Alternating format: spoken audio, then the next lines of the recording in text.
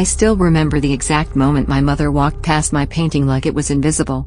I was 17. I'd spent 3 weeks on that canvas. Every brushstroke was a piece of my soul. And she didn't even glance at it. She just asked me when I was going to get a real job. That's when I knew. My family would never see me. Not really. But what they didn't know, what none of them could have predicted, was that their indifference would become the very thing that made me unstoppable. This is the story of how I became Emily Carter. And how the family that ignored me ended up watching from the sidelines as the world learned my name. Let me take you back to the beginning. I grew up in a small town in Ohio where success meant one thing: practicality. My father was an accountant. My mother was a high school administrator. My older brother, Jason, was studying to become a lawyer. And then there was me. The youngest. The dreamer. The one who saw colors where everyone else saw numbers. I started drawing when I was 5 years old. I'd sit at the kitchen table with crayons and printer paper, creating worlds that existed only in my mind. My parents thought it was cute. A phase. Something I'd grow out of. But I never did. By the time I was 12, I was painting with acrylics I'd bought with my birthday money. By 15, I was experimenting with oil paints and canvas boards from the craft store. By 17, I had a portfolio that I was genuinely proud of. But my family? They didn't care. Not even a little. I remember showing my dad a landscape I'd spent 2 months perfecting. The way the light hit the mountains. The texture of the clouds.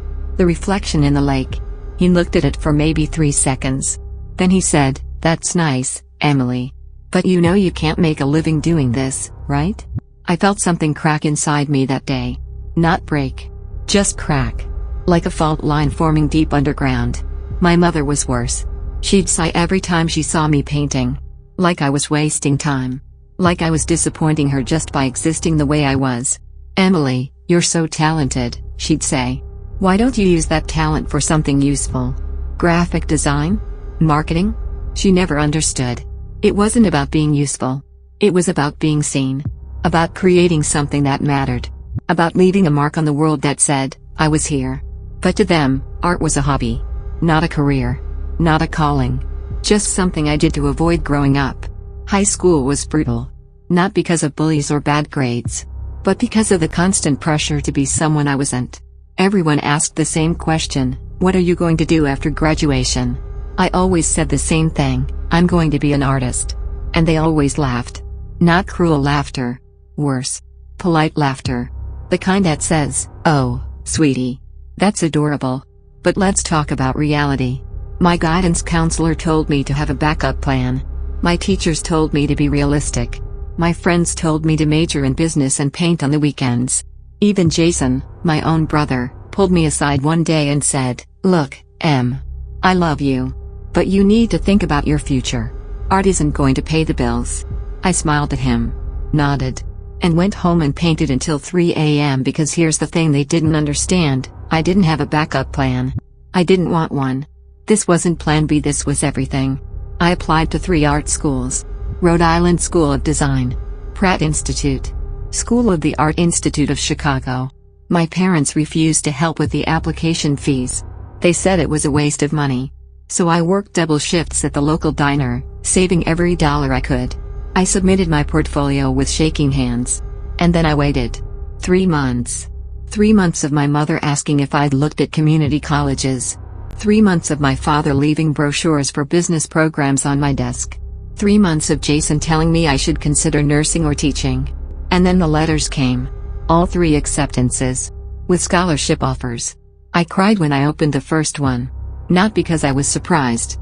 But because someone, somewhere, had looked at my work and said, "This matters." I showed my family that night at dinner. I was practically vibrating with excitement. "I got in," I said. "All 3 schools. With scholarships." My father put down his fork. My mother's smile was tight. Jason looked uncomfortable.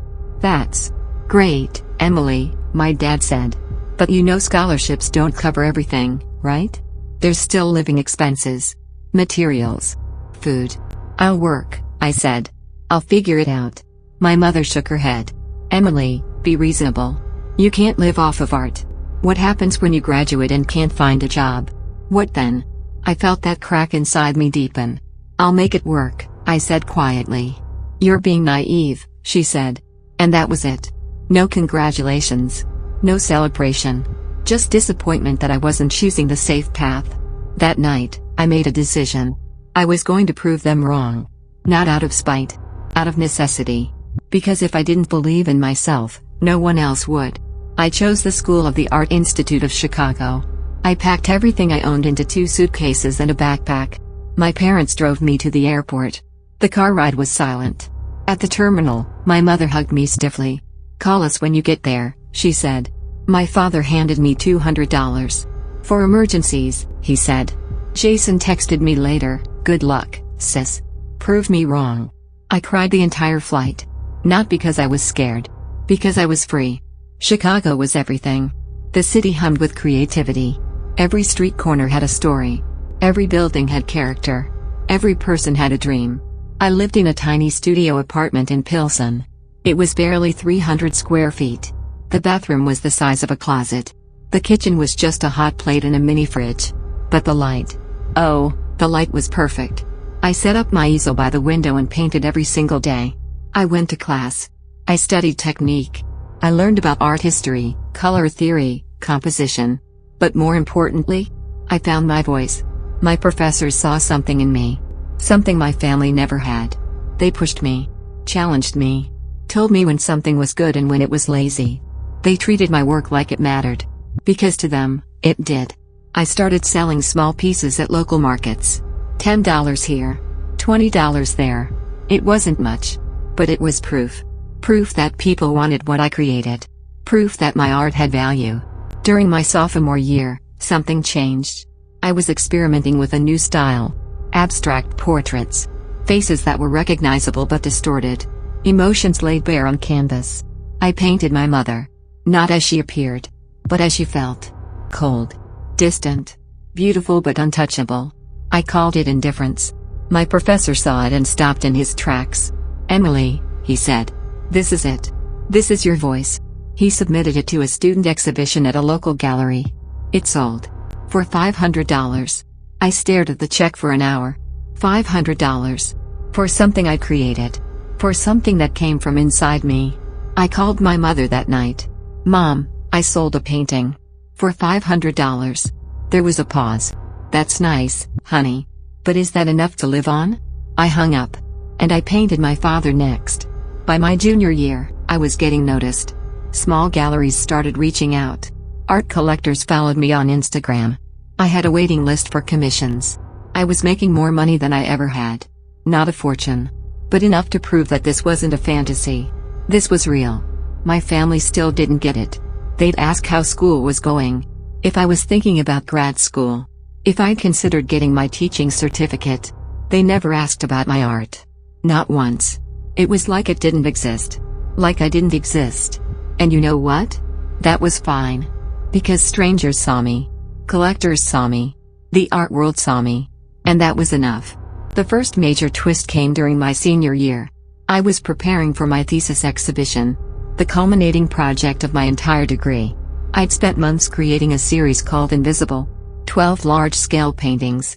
Each one depicting a different family member or moment from my childhood. But with one detail changed. In every painting, I was erased. Painted over. Removed from the scene. Because that's how it felt. Like I was never really there. My thesis advisor called it devastating. My classmates called it brave. I called it honest. The exhibition opened on a Friday night in March. The gallery was packed. Over 200 people showed up. Critics. Collectors. Students. Professors. And every single painting sold. By the end of the night, I'd made $47,000. $47,000. I stood in that gallery, surrounded by people who valued my work, and I finally understood, I didn't need my family's approval. I never had. I called my mother the next morning. "Mom, I need to tell you something." "What is it, Emily?" "I had my thesis exhibition last night. I sold every piece. I made almost $50,000. Silence. "Mom? $50,000? "Yes." Another pause. "Well, that's wonderful, Emily. I'm proud of you." But her voice was strange. Tight. Like she didn't know what to say. "Thanks, Mom. Maybe we could come visit. See your work sometime." "Maybe," I said. But I knew they wouldn't. After graduation, I moved to Brooklyn. I rented a studio in Bushwick. Big windows. High ceilings. Exposed brick. It was everything I dreamed of. I spent the summer painting. Building my portfolio. Reaching out to galleries. And then something incredible happened. A gallery in Chelsea wanted to represent me. Not just show my work. Represent me. As an artist. I signed the contract in September. My first solo exhibition was scheduled for the following spring. I called my family to tell them. My father answered. Dad, I got gallery representation. In Chelsea. They're giving me a solo show. That's great, Em. Really great. Will you come? To the opening? We'll try. You know how busy things get. They didn't come. My solo exhibition opened on a rainy Thursday in April. The gallery was called Arclight. White walls. Perfect lighting. My paintings hung like they belonged there. Because they did. The opening was surreal. Over 500 people showed up. The New York Times sent a critic. Art collectors I'd only read about stood in front of my work and debated its meaning. A museum curator asked for my contact information. By the end of the night, I'd sold 18 paintings. For a total of $234,000. I was 23 years old. And I was a professional artist.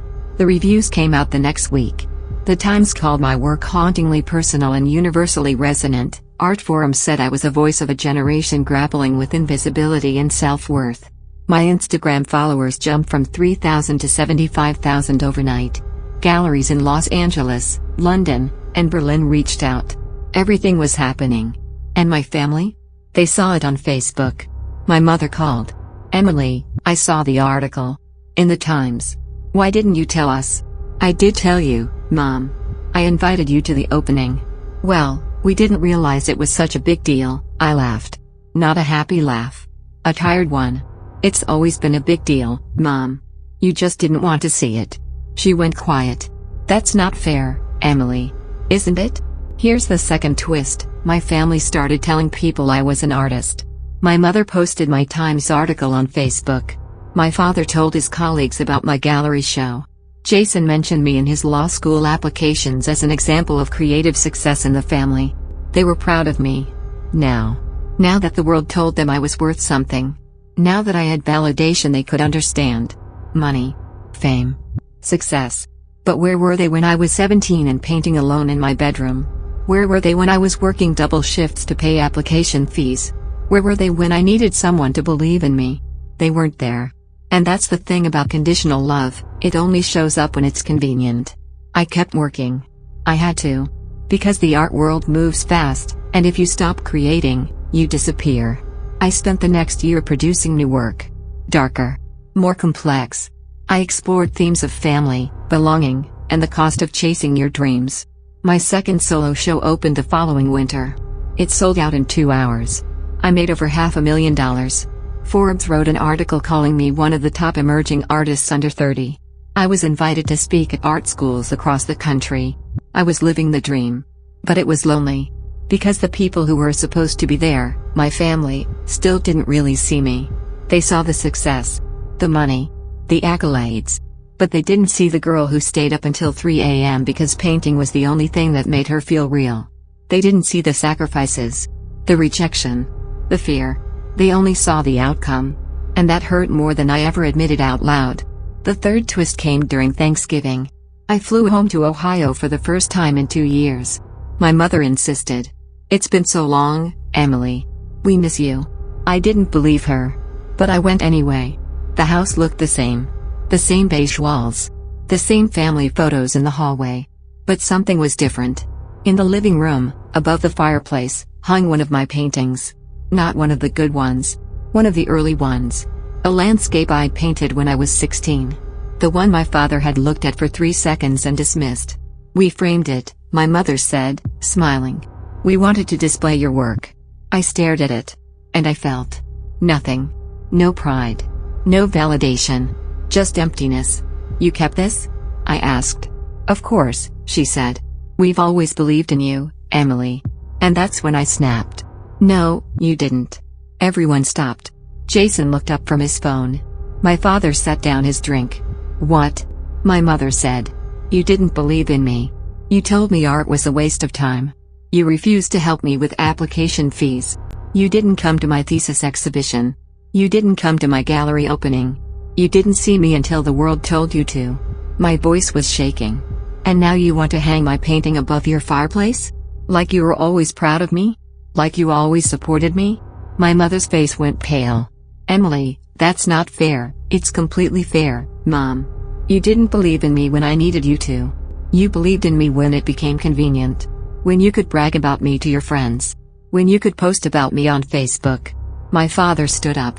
Emily, we're your family. We've always wanted what's best for you. No, I said. You wanted what was easiest. And when I didn't choose easy, you wrote me off. I grabbed my coat. Where are you going? Jason asked. Anywhere but here. I left. And I didn't come back.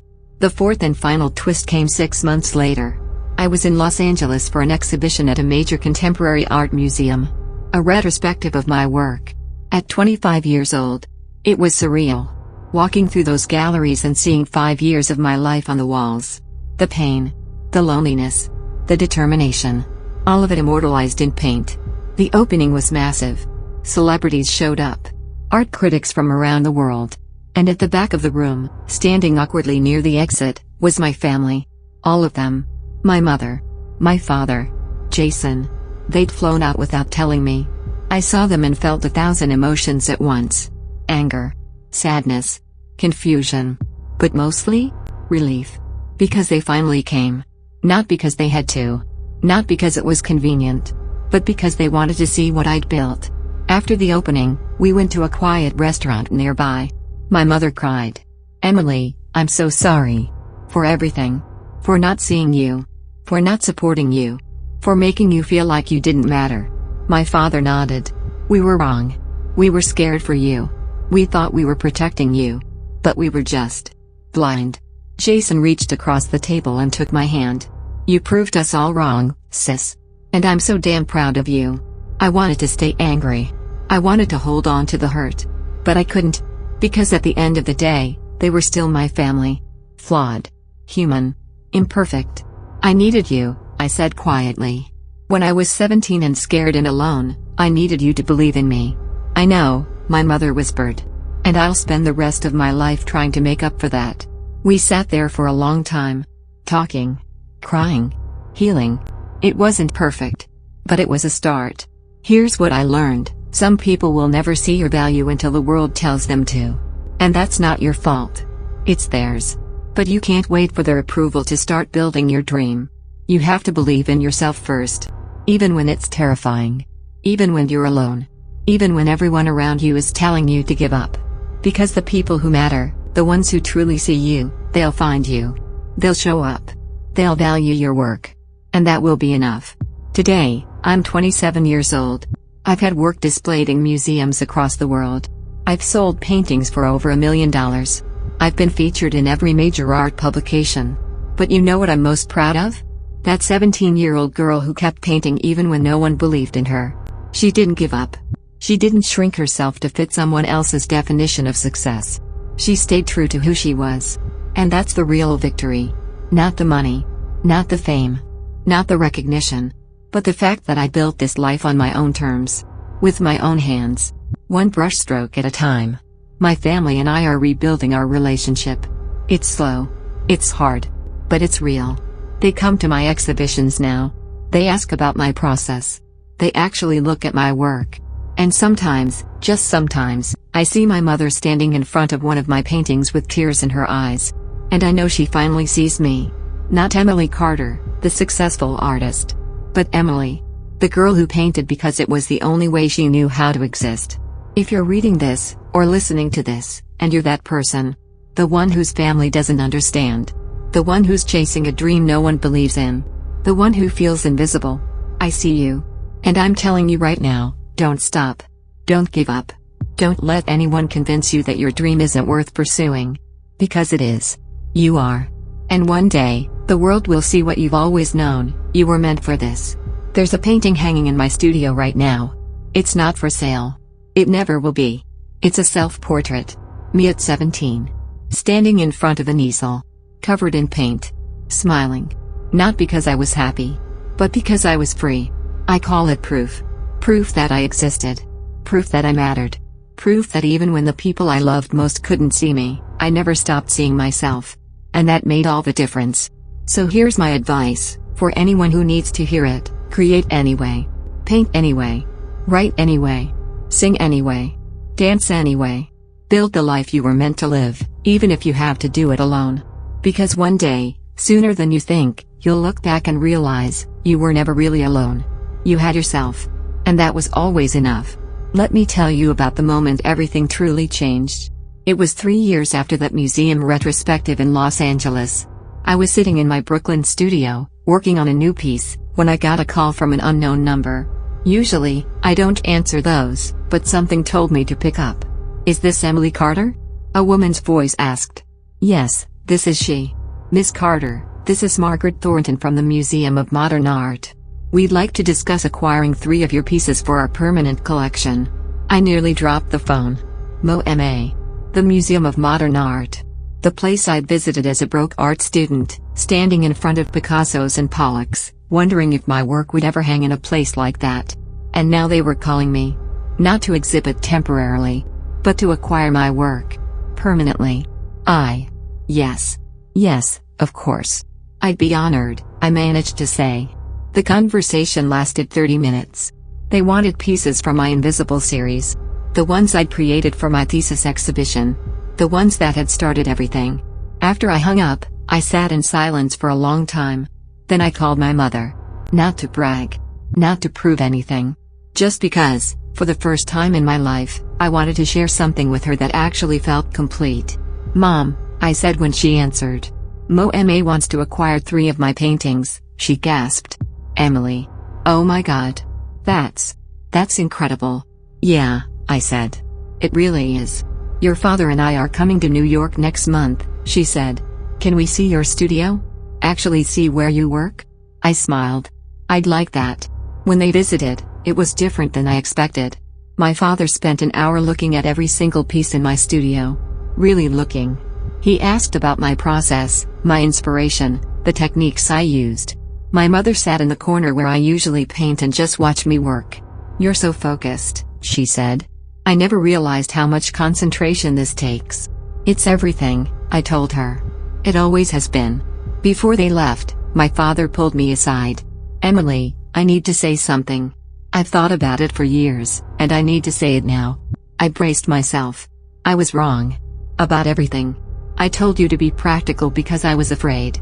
Afraid you'd struggle. Afraid you'd fail. Afraid you'd end up hurt.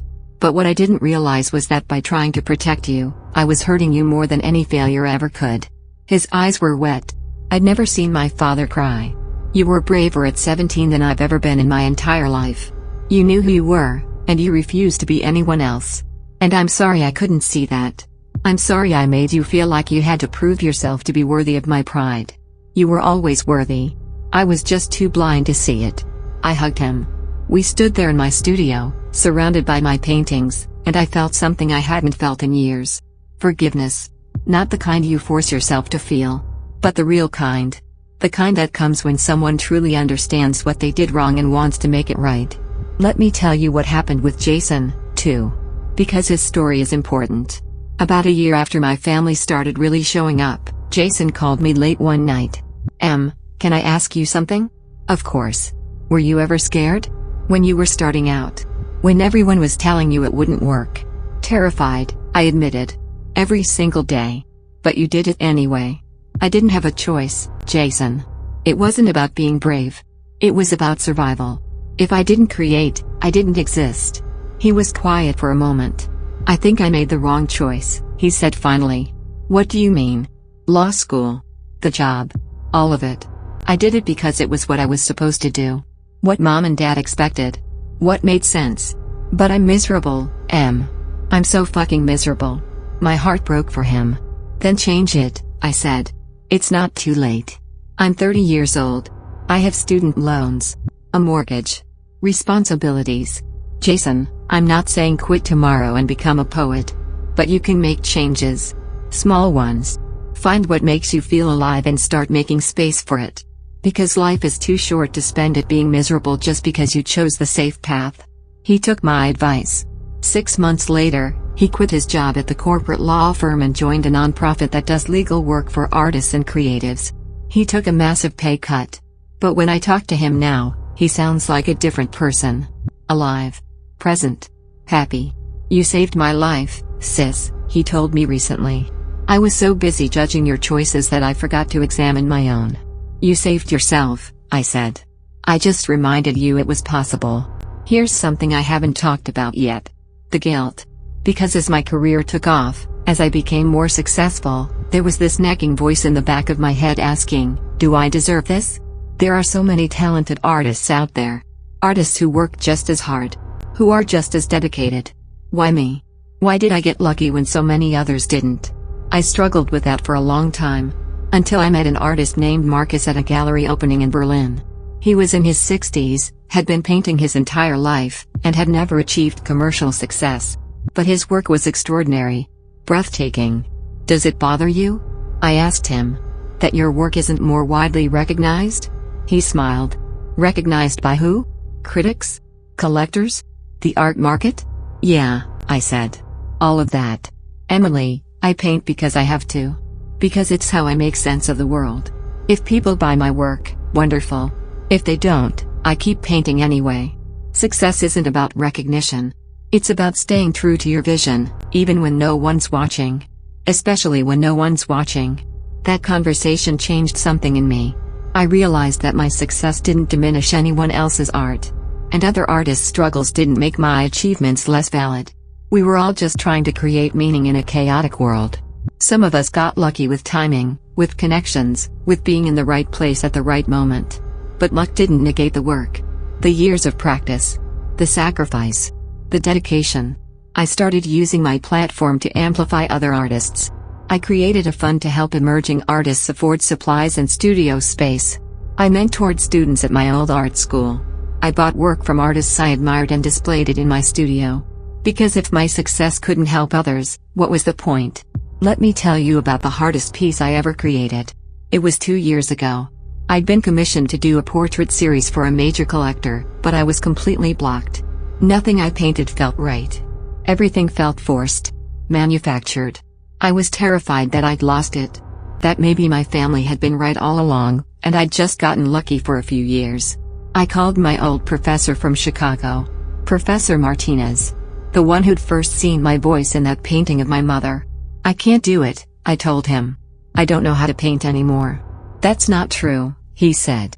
"You're just painting for the wrong reasons right now. You're painting for the collector. For the money.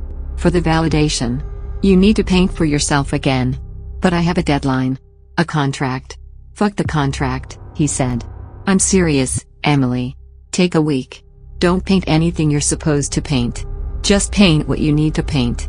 So I did. I locked myself in my studio for a week and ignored the commission. Instead, I painted my grandmother. She'd passed away when I was 12, but I still remembered the way she'd look at my childhood drawings like they were precious treasures. She was the only person in my family who'd ever made me feel like my art mattered. I painted her hands. Wrinkled and weathered. Holding one of my old crayon drawings. I painted for 18 hours straight, barely sleeping, barely eating. And when I finished, I stood back and looked at it and burst into tears. Because I'd found it again. That feeling. That connection between my heart and my hands. The thing that made me an artist in the first place. I sent a photo to the collector with a note. "I know this wasn't what you commissioned. But this is what I needed to create. If you don't want it, I understand." He responded an hour later, "It's perfect. It's exactly what I wanted, even though I didn't know it. This is why I collect your work." The piece sold for $300,000. I donated half of it to an Alzheimer's charity in my grandmother's name. Here's the thing about success that no one tells you: it doesn't fix you. I thought that once I made it, once I had the gallery representation and the museum shows and the critical acclaim, I'd feel complete. Validated. Whole. But success is just success. It doesn't heal childhood wounds. It doesn't erase years of feeling invisible. It doesn't automatically give you self-worth. I had to do that work separately. Therapy helped. Lots of therapy. I had to unpack why I'd needed my family's approval so desperately. Why their indifference had cut so deep. Why I'd spent years trying to prove myself instead of just being myself. And slowly, painfully, I learned that the validation I'd been chasing had to come from within. External success was wonderful, but it was also temporary, fickle, conditional. The only constant was me. My relationship with my art. My commitment to my vision. That had to be enough. Not the sales. Not the reviews. Not the Instagram followers or the museum acquisitions. Just me and the canvas and the truth I was trying to express. Everything else was noise. I'm 29 now. Almost 30. And I'm working on my most ambitious project yet. It's called the Reconstruction Series. 24 large-scale paintings that tell the story of rebuilding yourself after you've been broken down. Each painting represents a different stage of that process. Destruction. Grief. Anger. Acceptance. Hope. Rebirth. It's the most personal work I've ever done. And the most terrifying. Because I'm not hiding behind abstraction or metaphor. I'm laying myself completely bare. Every painting is a confession. Every brushstroke is a piece of my soul. My gallery director warned me it might be too raw. Too vulnerable. That collectors might not connect with it the way they connected with my previous work. And you know what? I don't care. Because I'm not creating this series for collectors. I'm creating it for that 17-year-old girl who felt invisible. For everyone who's ever felt unseen, unheard, undervalued. For everyone who's had to rebuild themselves from nothing because the world tried to make them feel like they were nothing. This series is for us. The opening is scheduled for next fall. My entire family is coming. Not because they feel obligated, but because they genuinely want to be there. My mother even asked if she could help set up. My father's been asking for progress photos. Jason's bringing his new girlfriend, an illustrator he met through the nonprofit. And me? I'm not painting to prove anything anymore. I'm painting because it's what I do. It's who I am. The validation I spent years chasing doesn't matter now. What matters is the work. The truth. The connection between what I feel and what I create. People ask me all the time, what's your advice for aspiring artists? And I always say the same thing, create from a place of truth, not from a place of trying to be seen. Because the irony is, the more desperately you chase recognition, the further away it gets. But when you create something authentic, something that couldn't have been made by anyone else, people notice. They feel it. They connect with it. Your art is your voice. And your voice matters. Whether 3 people see it or 3 million people see it. It matters because it's yours. Because it's authentic. Because it exists. Don't create for the algorithm. Don't create for the market. Don't create for your family's approval. Create because you have something to say. Create because you'll explode if you don't. Create because it's the only way you know how to be human. And when people don't understand. When your family dismisses it. When critics ignore it. Keep creating anyway.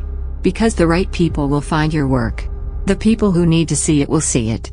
And that's all that matters. I think about that girl I was at 17. Standing in her bedroom in Ohio, painting alone, feeling like no one would ever see her. If I could go back and tell her anything, I'd say this: you're right. Most people won't see you. But the ones who matter will. And that will be enough. More than enough. It will be everything. Your family's indifference won't destroy you. It will forge you. It will make you stronger, more determined, more focused. It will teach you that the only approval you really need is your own. And that lesson will serve you for the rest of your life. So keep painting. Keep creating. Keep believing in yourself even when no one else does. Because one day, sooner than you think, you'll be standing in a gallery surrounded by your work, surrounded by people who see you, and you will realize, you made it. Not because the world validated you. But because you never stopped validating yourself. My name is Emily Carter. I'm 29 years old.